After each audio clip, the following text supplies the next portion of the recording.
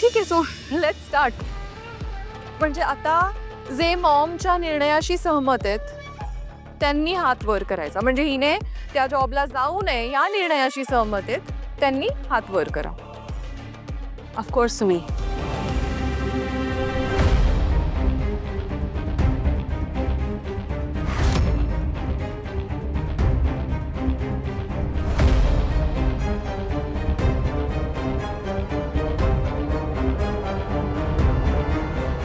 नील, मग अशी मॉम काय बोलल्या ते ऐकलं नाहीस का? की विसरलास?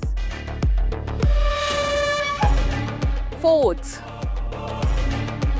आता हिने त्या फालतू कामासाठी जावं त्यांनी हात वर करा.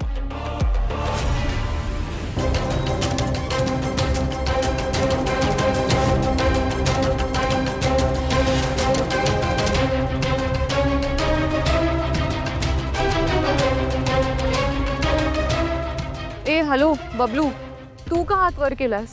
तू या घरचा मेंबर नाहीयेस.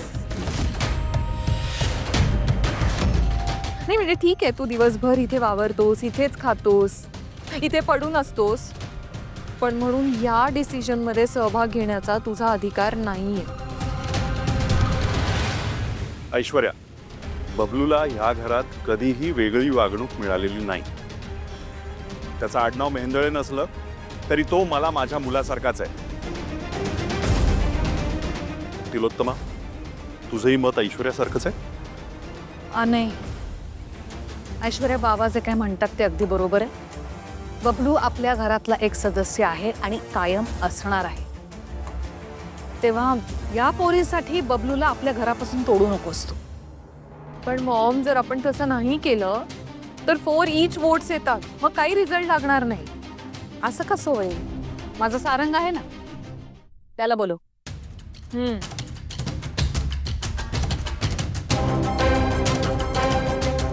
एक मिनिट थांब. ऐश्वर्या, आला बघ सारंग.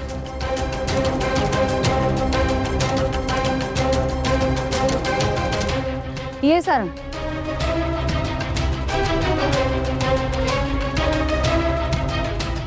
विठ्ठला, मी तुझ्या साक्षीनं भैरवी माईला शब्द दिला. जर सारंग सरांनी आता नकार दिला ना तर माझ्या हातून शब्द बोलण्याचं पाप होईल.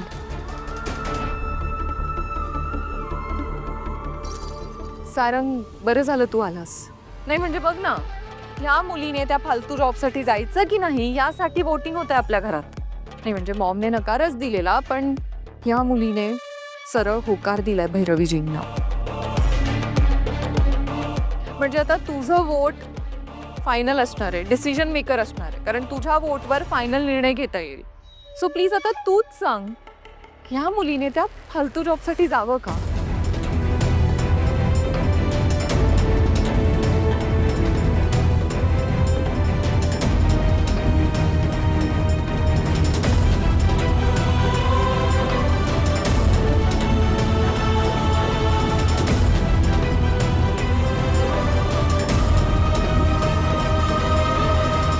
तुम्ही त्याचं अजिबात टेन्शन घेऊ नका.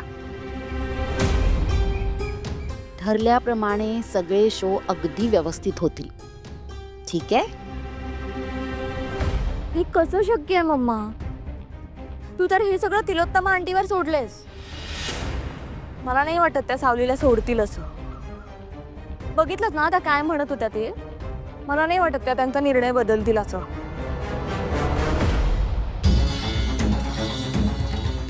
तू तुझ्या मम्माला ओळखत नाहीस का तारा? तारा मी हे मुद्दाम तिलोत्तमाच्या कानावर घातलंय. कारण जर सावलीला तिचा शब्द पाळायचा असेल तर तिला तिलोत्तमाच्या मर्जीच्या विरुद्ध जाऊन घराबाहेर पडावं लागेल. आणि जेव्हा सावली तिलोत्तमाच्या मर्जीच्या विरुद्ध घराबाहेर पडेल तेव्हा खरी मजा येईल. एकाच दगडात 2 पक्षी.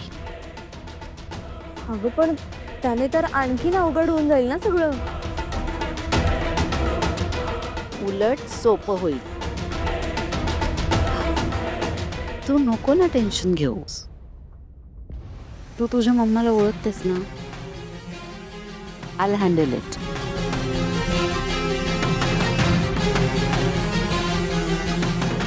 लोक तर मला तिच्या निर्णयाविरोधात गेलेलं कुणी खपणार नाही. सावली आपोआपच संपूर्ण घराच्या नजरेतनं उतरेल आणि मग तिची रवानगी पुन्हा तिच्या जुन्या घरी होईल. म्हणजे सावली पुन्हा भैरवीच्या ताब्यात. तिला तर मला सावलीला घरातून हाकलून देण्यासाठी काहीतरी ठोस कारण हवंय ना. ठीक आहे, मग मीच ते निर्माण करून देणार आहे.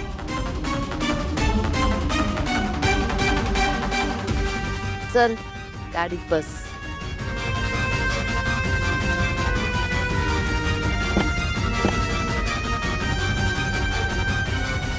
नाही सांग ना, बोल. ऐश्वर्या, मला माहितीये माझा सारंग त्याच्या आईच्या विरोधात कधीच डिसिजन घेणार नाही. जो माझा निर्णय असेल तो त्याला एक्सेप्टेबल असेल. सो आता निर्णय झालाय असं समजूया का आपण? हां, काय रे? आई एक मिनिट. नाही म्हणजे विरोधात वगैरे जायची गोष्टच नाही. वहिनी, तू या कामाला फालतू का म्हणतेस? हा म्हणजे या जगातलं कुठलंच काम फालतू नसतं. हे तू ठरवलंस की हे काम फालतू आहे. या निसर्गाने किंवा देवाने असं सांगितलेलं नाहीये की अमुक काम म्हणजे छोटं काम, अमुक काम म्हणजे मोठं काम. असं कोणी सांगितलेलं नाहीये. माणसांनी आपल्या डोक्यात ते सगळं भरवलंय. तुझ्यासाठी हे काम फालतू असेल, छोटं असेल, पण खरं तर हे काम फालतू नाहीये. म्हणजे आपण कंपनी चालवतो म्हणजे आपण मोठे झालो का? आपल्या कंपनीमध्ये जे प्रॉडक्ट बनवतात ते काम छोटं आहे नाही. एक गोष्ट लक्षात घेऊन, जर आपलं प्रॉडक्ट बनवलंच नाही ना तर ते विकलं नाही जाणार आणि आपल्याला बिझनेस पण नाही होणार. सो प्रॉडक्ट बनवणारा पण तेवढाच महत्वाचा आहे आणि ते विकणारा दुकानदार पण तेवढाच महत्वाचा आहे. कारण दुकानदारांनी जर ते विकलं नाही तरी आपल्याला बिझनेस नाही होणार. सो प्रत्येक काम तेवढंच महत्वाचं आहे. छोटं किंवा मोठं नसतं, असं काहीच नसतं. ठीक आहे. आपल्या हाती सोन्याचा चमचा आहे, मग जो व्यक्ती हाताने खातो त्याला कमी लेखायचं नसतं. हीच आईची शिकवण आहे. आणि वहिनी, म्हणजे तू पार्लरच्या बिझनेसची चेन चालवतेस. काही लोकांसाठी म्हणजे या जगातल्या काही लोकांसाठी पार्लरचा बिझनेस हा पण कमीपणाचा असू शकतो ना. आणि रूपम कॉस्मेटिक्सची सून पार्लरचा बिझनेस चालवते. मग मी जर तुला म्हटलं की हा बिझनेस थांबव तर तू थांबवशील का?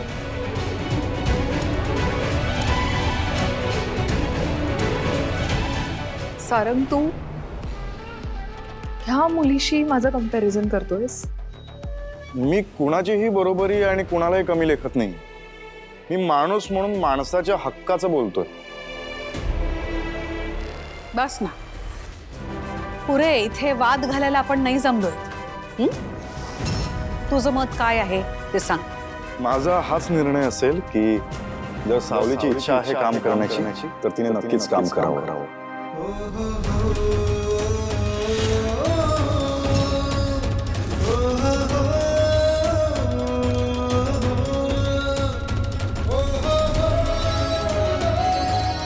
आणि तिने जो निर्णय घेतलाय त्याचा आपण सगळ्यांनीच माणूस म्हणून सन्मान करायला हवा.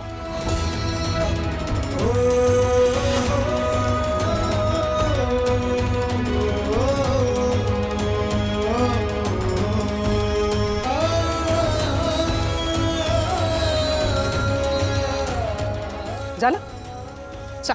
छान. निर्णय झालाय तर मी जाऊ शकते.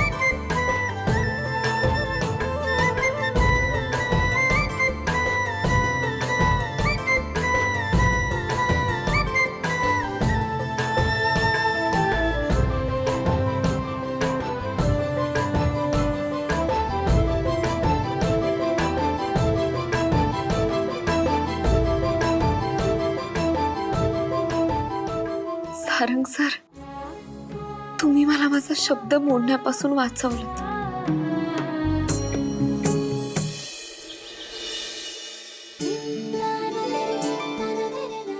विठ्ठला, तुझ्यावर लई विश्वास आहे रे. पण तुझे खेळ असे असतात ना की की क्षणभर सुचत नाही काय करायचं ते. पण तरी दरवेळी तू सांभाळून घेतोस. तुझ्यावर संशय नाही घेत, पण पण मी पण माणूस आहे ना. भीती वाटते रे कधी कधी. तुझ्या सावलीचा एवढा ऐकतोस ना तू. मग आणखी एक मागते, सारंग सरांना कायम सुखरूप ठेव.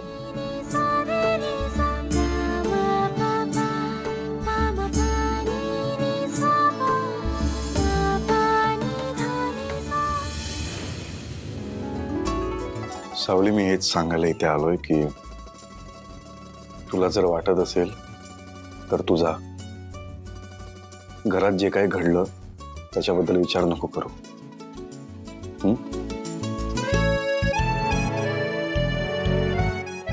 Sarang sir, thank you.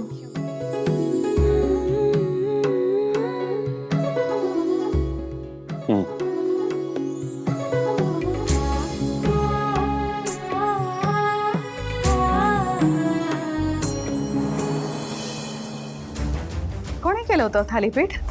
सावलीने बनवलं होतं. मला एवढंच वाटतं की सावलीकडे तू माणूस म्हणून एकदा बघावं. माझा हाच निर्णय असेल की जर सावलीची इच्छा आहे काम करण्याची तर तिने नक्कीच काम करावं. काय झालंय?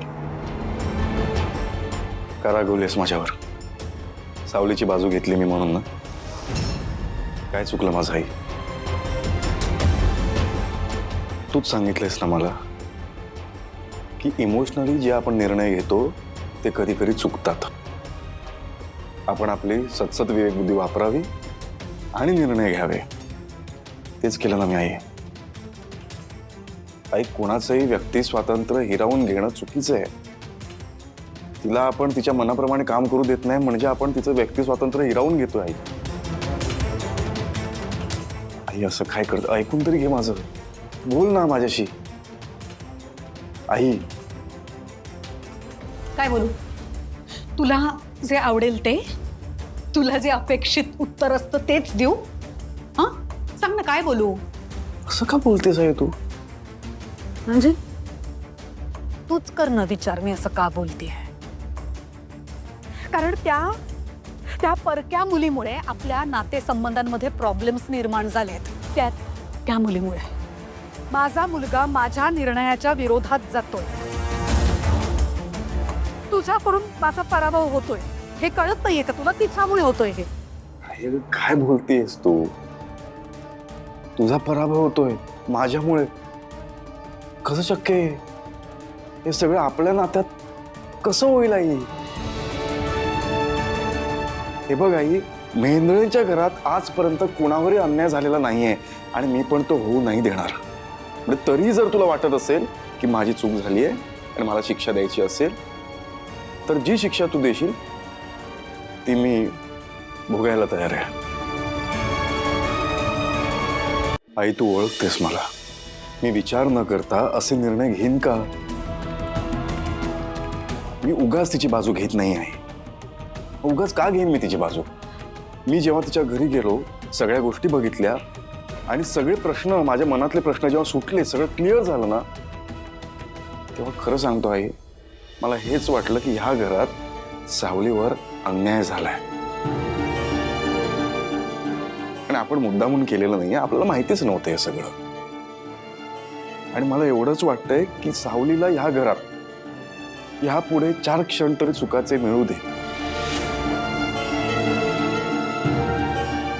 खरं तर आपण सगळ्यांनी तिची माफी मागायला हवी आई. काय? आपण सगळ्यांनी तिची माफी मागायला हवी आई. बास, हा? हे जरा अति होतंय आता. तुला माफी मागायची आहे? जा, तू माग. मी तिची माफी मागणार नाही.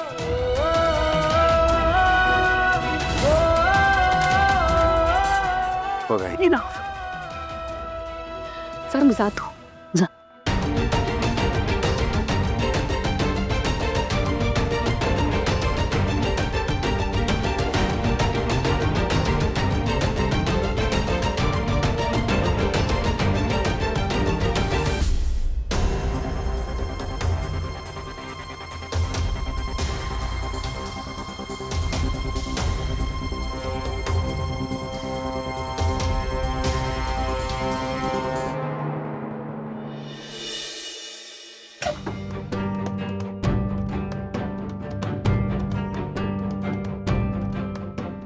आल्या पावली परत जा.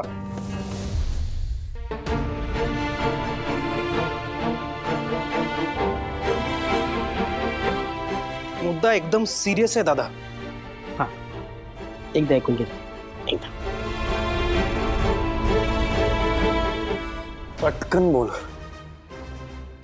सोहमराव, बोला बबलूराव. विषय गंभीर आहे, पण आपण गंभीर होत. हा गंभीर नाहीये.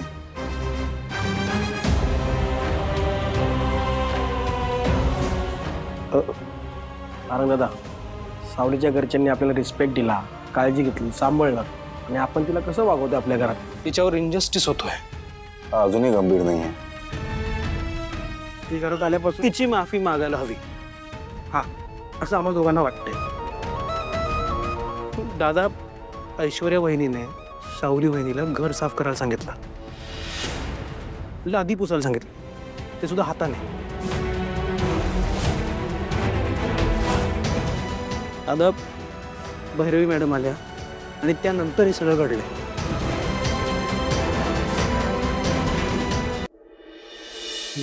पण सारंग दादा, व्होटिंगमध्ये सावली वहिनीची बाजू घेऊन जी काय जखमीला मलम लावलंयस, तिच्या चेहऱ्यावरचा आनंद, हा हा, पण तिच्यावर जो अन्याय झाला त्यासाठी तिची माफी मागणं काही चुकीचं नाही आहे दादा. माझं आणि आईचं बोलणं ऐकलं ना तुम्ही? नाही. शपथ घे. आईची शपथ घे. ऐकलं, पण तुझा मुद्दा एकदम करेक्ट होता दादा. आपण तिची माफी मागायलाच हवी. आणि आमचं काय आहे, आम्ही लगेच जाऊ आणि सॉरी म्हणू.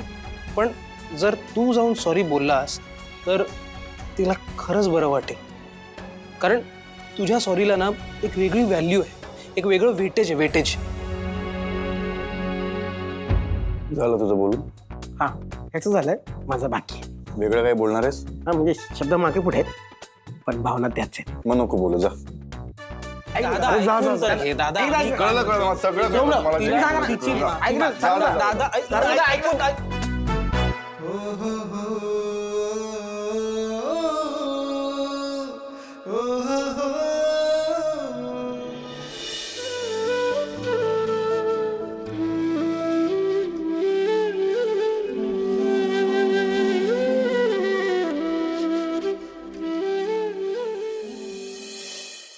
काय झालं? पाय दुखतायत?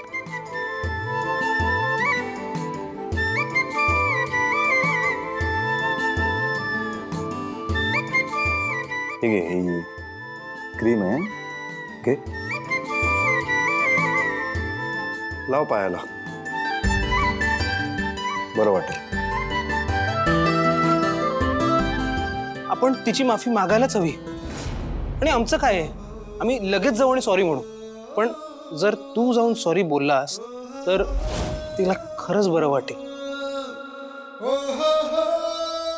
आणि ते काय? काही नाही, पाणी.